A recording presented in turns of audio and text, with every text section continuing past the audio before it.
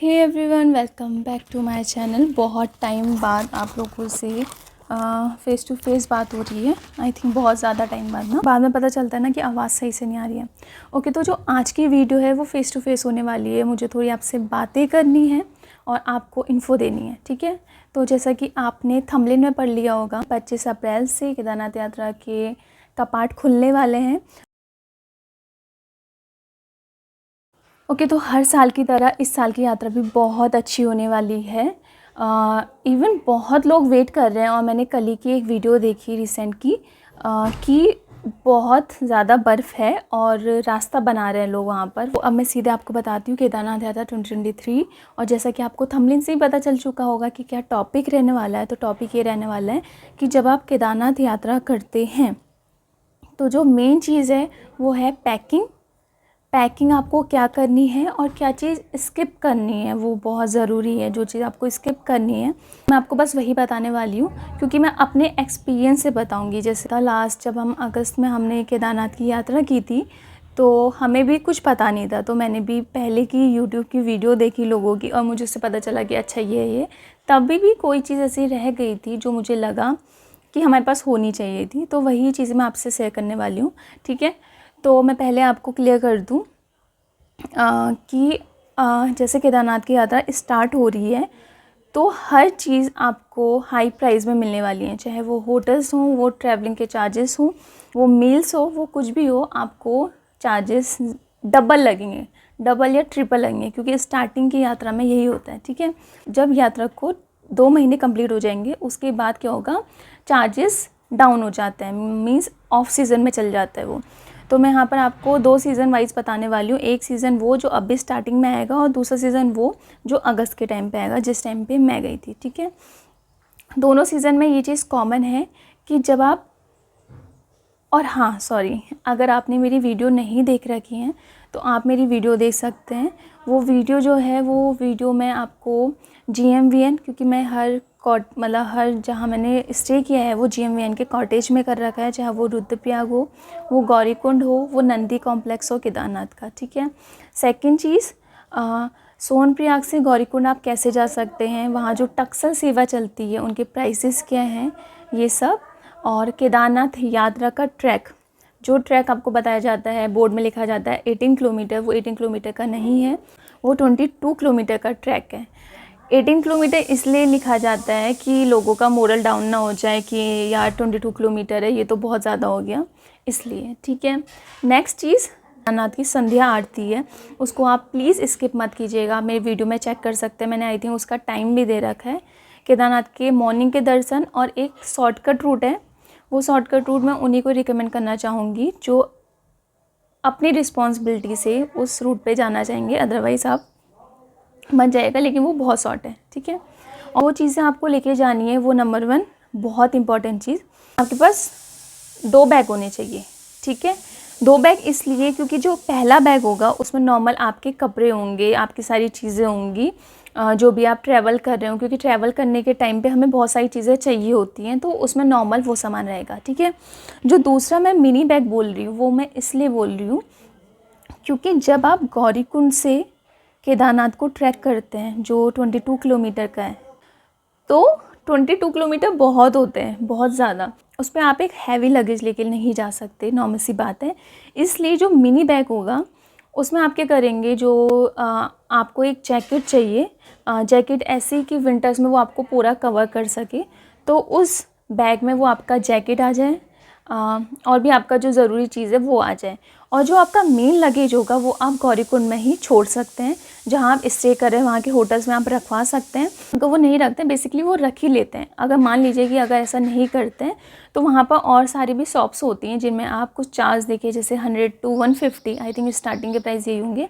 तो आप वहाँ पर अपना जो लगेज है, जो बड़ा लगेज है, वो आप रख सकते हैं।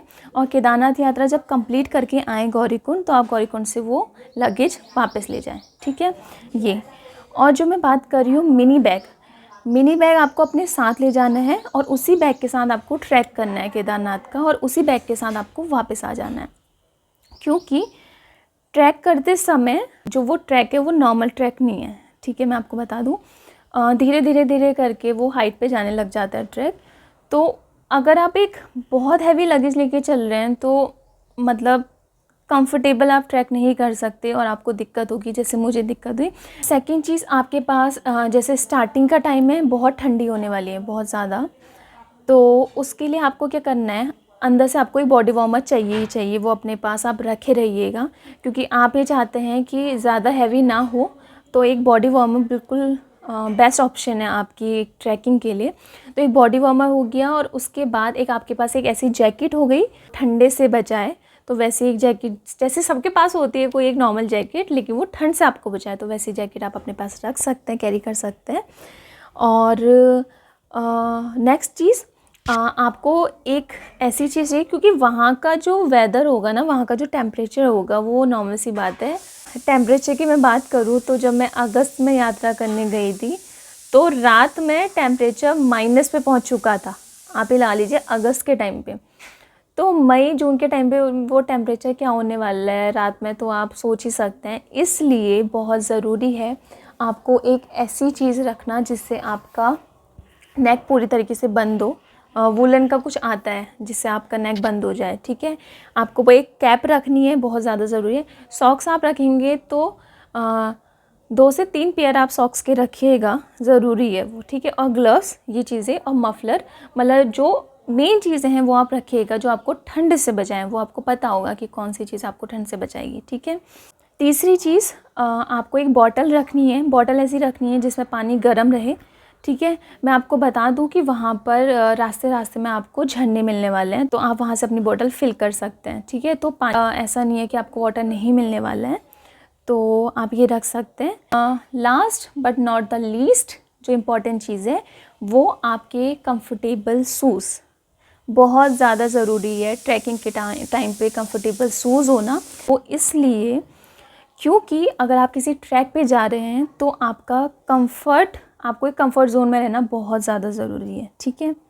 शूज़ जो होने चाहिए वो वाटरप्रूफ हो। नॉर्मल सी जो लोग ट्रैकिंग कर रहे हैं उनके पास होते ही हैं वाटरप्रूफ। जिनका फर्स्ट टाइम है वो एक वाटरप्रूफ शूज़ ले सकते हैं, क्योंकि होता ही है वहाँ पर ना कब बारिश हो जाए पता ना चले, इसलिए वहाँ पर कीचड़ कीचड़ हो जाता है। तो इसलिए बहुत ज़रूरी है कि जो आपके शूज़ हों वो बहुत ज़्यादा कंफर्टेबल हो, ठीक है। एक और चीज़ जो मुझे याद आ गई, वहाँ के वेदर का कोई भरोसा नहीं है, कब बारिश हो जाए, कब मौसम बदल जाए, कब छींटे पड़े, इसलिए आपके पास एक रेनकोट होना बहुत ज़रूरी है।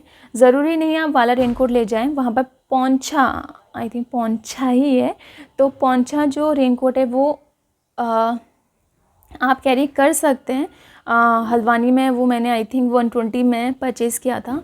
वहाँ उस टाइम पे 100 रुपीज़ में मिल रहा था। स्टार्टिंग के टाइम पे 200-250 का मिलेगा, ऑफ कोर्स नॉर्मल सी बात है, ठीक है। और मेन चीज़, अपने साथ ग्लूकोज़ रखे रहिएगा, वो बहुत ज़्यादा ज़रूरी है, क्योंकि थोड़ी एनर्जी लो हो ही जाती है आपको ट्रैक करते करते, तो ग्लूकोज़ रहना बहुत ज़रूरी है। और कुछ स्नैक्स आप रख सकते हैं, वो नेसेसरी, वो आपका ऑप्शनल है, ठीक है। ये ओके, अब मैं उस टाइम की बात करती हूँ जिस टाइम पे हम गए थे अगस्त 20 को हमने स्टार्टिंग की थी। 22 को हम केदारनाथ पहुँचे थे। 22 को रात का, मेरा आप इंस्टाग्राम में रील्स देख सकते हैं। हाँ, तो जिस टाइम पे हम गए थे ना, हुआ ये था कि मुझे जितने लोगों ने बोल रखा था, उन्होंने बोला था कि गर्म कपड़े ले जाना, बहुत ठंडा रहेगा।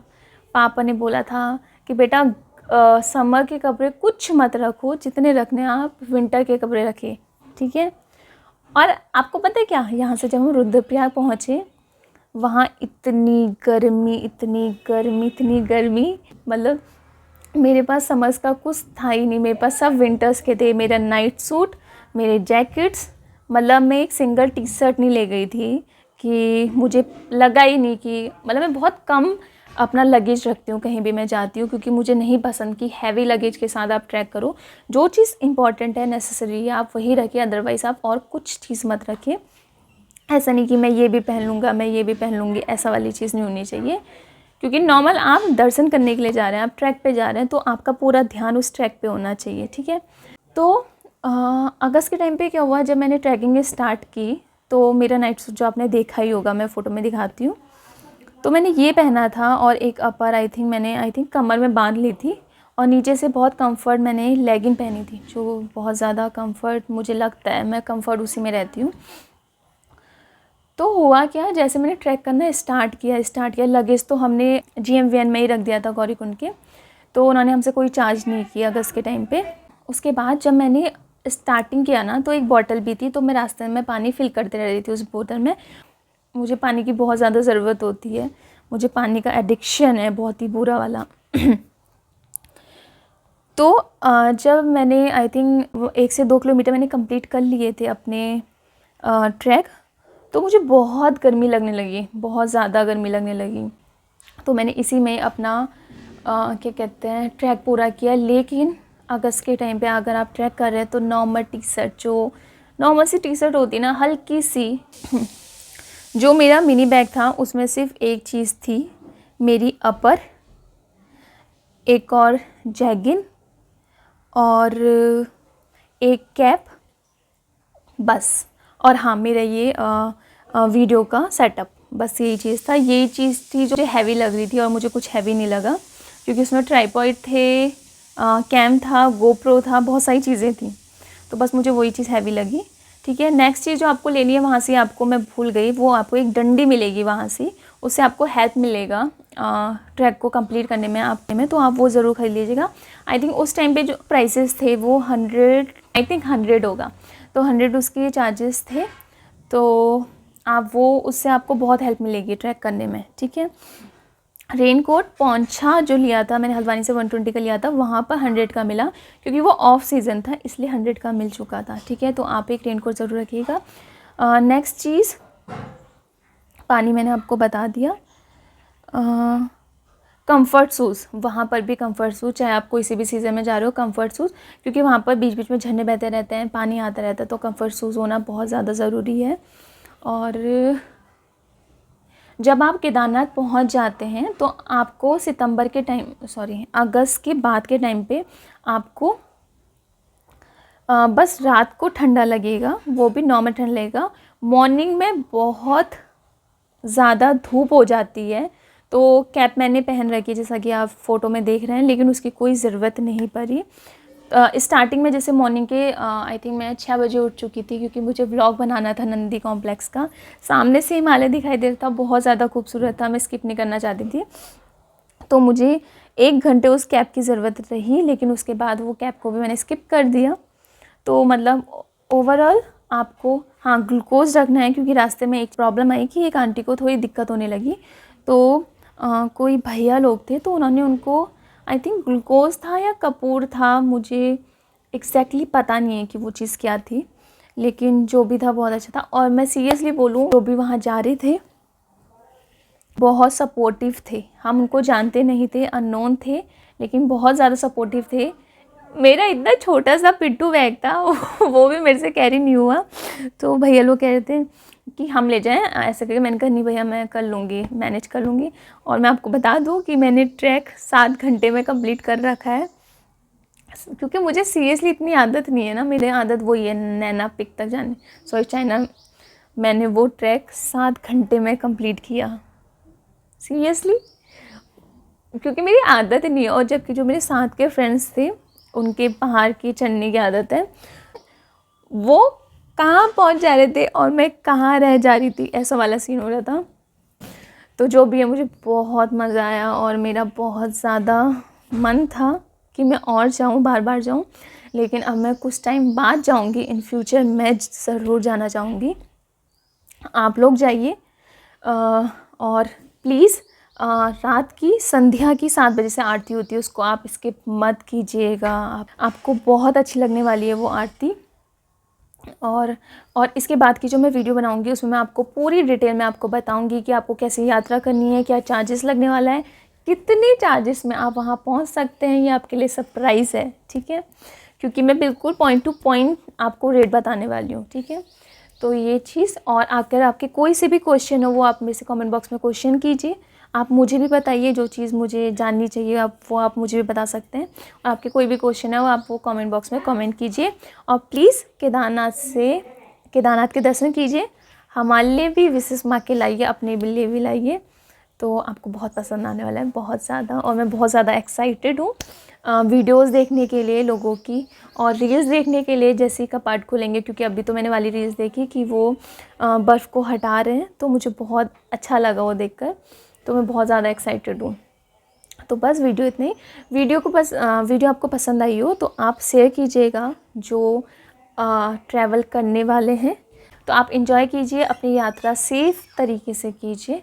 और कोई भी हेल्प चाहिए हो तो आप मुझे कमेंट बॉक्स में कमेंट कर सकते हैं। अगर मैं आपको यहाँ पर अवेलेबल नहीं मिलूँ तो मैं 24/7 आपको इंस्टा में अवेलेबल मिलूँगी, भारती बिज़ 435। उसमें आपके अगर ज़रूरी क्वेश्चन है तो आप मुझे वहाँ मैसेज कर दीजिएगा, मैं आपको रिप्लाई कर दूँगी, ठीक है। तो थैंक यू, आपकी यात्रा बहुत बहुत अच्छी हो। हर हर महादेव।